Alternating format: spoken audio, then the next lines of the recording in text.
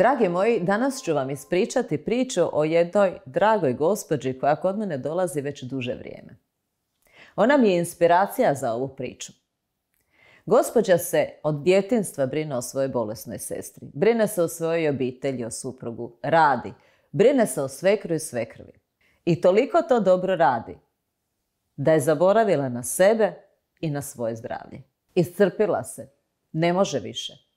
Rekla mi je, ne mogu pobjeći od obiteljskih obaveza, ali osjećam da više ne postojim. I to nije samo kod nje slučaj. Toliko nas, toliko žena se iscrpi upravo obavljanjem toliko obaveza prema svojoj obitelji i poslu da zaborave same sebe i iscrpe se do maksimuma. Počnite brinuti sami o sebi. To nije sebično. To je ono što trebate napraviti.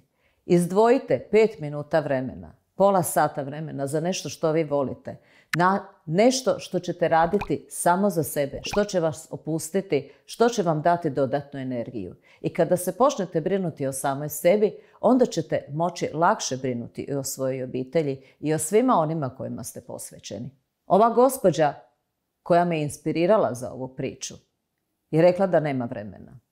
A kada sam joj ja rekla da ipak treba naći vremena da se brine samo za sebe, onda je rekla, pa da, počet ću šetati. I doista, odlučila je šetati pola sata dnevno.